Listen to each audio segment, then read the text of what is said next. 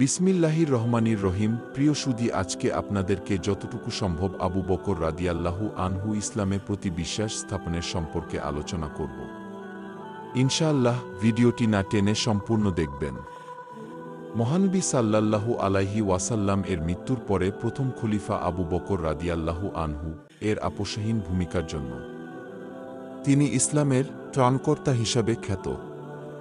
অত্যন্ত নরম দিলের অধিকারী এই মানুষটি দায়িত্বের ব্যাপারে যেমন সজাগ তেমনি কঠোর ও ছিলেন, তেমনি হাদিস তথা রাসূলের নির্দেশে পালনে অত্যন্ত দৃঢ়হৃদয়ের অধিকারী ছিলেন।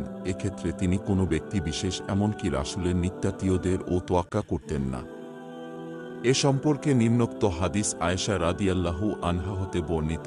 রাসূল নবী করিম সাল্লাল্লাহু আলাইহি ওয়াসাল্লাম এর কন্যা ফাতেমা রাদিয়াল্লাহু আনহা আবু বকর রাদিয়াল্লাহু আনহায়ের নিকট রাসূলুল্লাহ সাল্লাল্লাহু আলাইহি ওয়াসাল্লামের পরিত্যক্ত সম্পত্তি মদিনা ও ফাদাকে অবস্থিত ফাই এবং খায়বারের খুমুসের অবশিষ্টাংশ থেকে মিরাচি সত্ত্ব চেয়ে পাঠান। তখন আবু বকর রাদিয়াল্লাহু আনহু উত্তরে বললেন, রাসূলুল্লাহ সাল্লাল্লাহু আলাইহি ওয়াসাল্লাম বলে গেছেন, আমাদের নবীদের কোনো ওয়ারিস হয় না, আমরা যা ছেড়ে যাব তা সাদাকা হিসেবে গণ্য হবে। অবশ্যই রাসূল সাল্লাল্লাহু আলাইহি ওয়াসাল্লামের বংশধরগণ এ সম্পত্তি থেকে ভরণপোষণ চালাতে পারবেন। আল্লাহর কসম, রাসূলুল্লাহ সাল্লাল্লাহু আলাইহি ওয়াসাল্লামের সাদাকা তার জীবদ্দশায় যে অবস্থায় ছিল, আমি সে অবস্থা থেকে এতটুকু পরিবর্তন করব না। এ ব্যাপারে তিনি যেভাবে ব্যবহার করে গেছেন আমিও ঠিক সেভাবেই ব্যবহার করব। এ কথা বলে আবু বকর রাদিয়াল্লাহু আনহু ফাতেমা রাদিয়াল্লাহু আনহাকে এ সম্পদ থেকে কিছু দিতে অস্বীকার করেন। এতে ফাতেমা রাদিয়াল্লাহু আনহা আবু বকর রাদিয়াল্লাহু আনহু এর উপর নাখোশ হলেন এবং তার থেকে সম্পর্কহীন থাকলেন। মৃত্যু অবধি সে আবু বকর রাদিয়াল্লাহু আনহার সঙ্গে কথা বলেননি। নবী করিম সাল্লাল্লাহু আলাইহি ওয়াসাল্লামের মৃত্যুর পর তিনি 6 মাস জীবিত ছিলেন।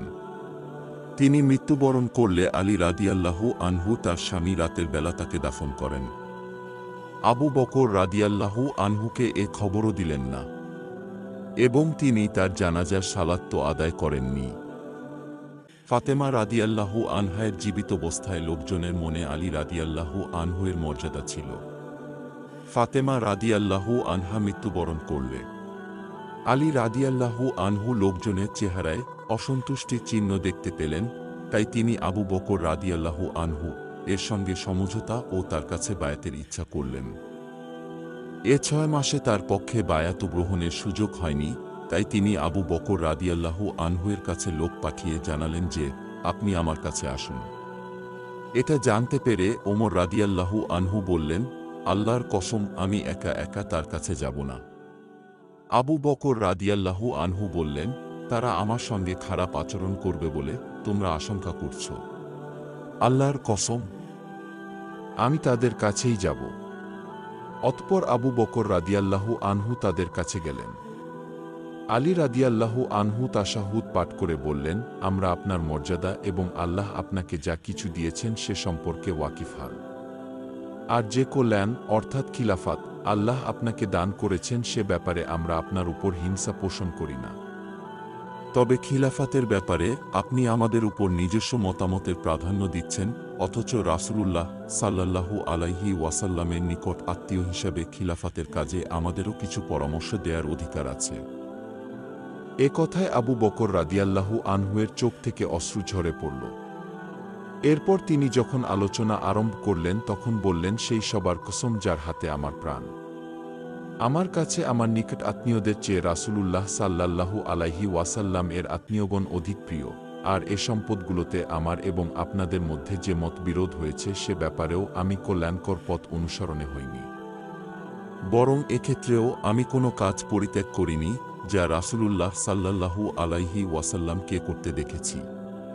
তারপর আলী রাদিয়াল্লাহু আনহু আবু বকর রাদিয়াল্লাহু আনহুকে বললেন, জোহরের পর আপনার হাতে বায়াত গ্রহণের ওয়াদা রইল। জোহরের ছালাত আদায়ের পর আবু বকর রাদিয়াল্লাহু আনহু মিম্বারে বসে তাশাহুদ পাঠ করলেন। তারপর আলী রাদিয়াল্লাহু আনহুয়ের বর্তমান অবস্থা এবং বায়াত গ্রহণে তার দেরি করার কারণে তার পেশকৃত আপত্তিগুলো তিনি বর্ণনা করলেন।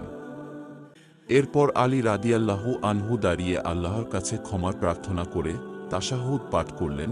এবং আবু বকর রাদিয়াল্লাহু আনহু-এর মর্যাদার কথা উল্লেখ করে বললেন, তিনি যা কিছু বলেছেন তা আবু বকর রাদিয়াল্লাহু আনহু-এর প্রতি হিংসা কিংবা আল্লাহ প্রদত্ত তার মর্যাদাকে অস্বীকার করার জন্য করেননি। তিনি বলেন, তবে আমরা ভেবেছিলাম যে এ ব্যাপারে আমাদেরও পরামর্শ দেওয়ার অধিকার থাকবে। অথচ তিনি আমাদের পরামর্শ ত্যাগ করে স্বাধীন মতের উপর রয়ে গেলেন।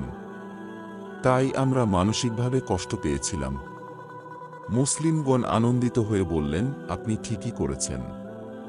এরপর আলী রাদিয়াল্লাহু আনহু ওমর বিন মারুফের পানে ফিরে আসার কারণে মুসলিমগণ আবার তার নিকটবর্তী হতে শুরু করলেন।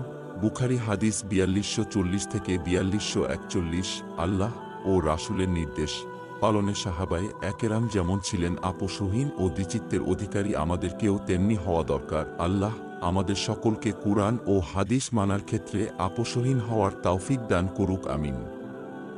নতুন কোনো ইসলামিক ঘটনার ভিডিও পেতে অবশ্যই চ্যানেলটিকে সাবস্ক্রাইব করে একটি করে লাইক দিয়ে আমাদেরকে প্রেরণা জাগাবেন। সকলকে ধন্যবাদ। আসসালামু আলাইকুম ওয়া রাহমাতুল্লাহ।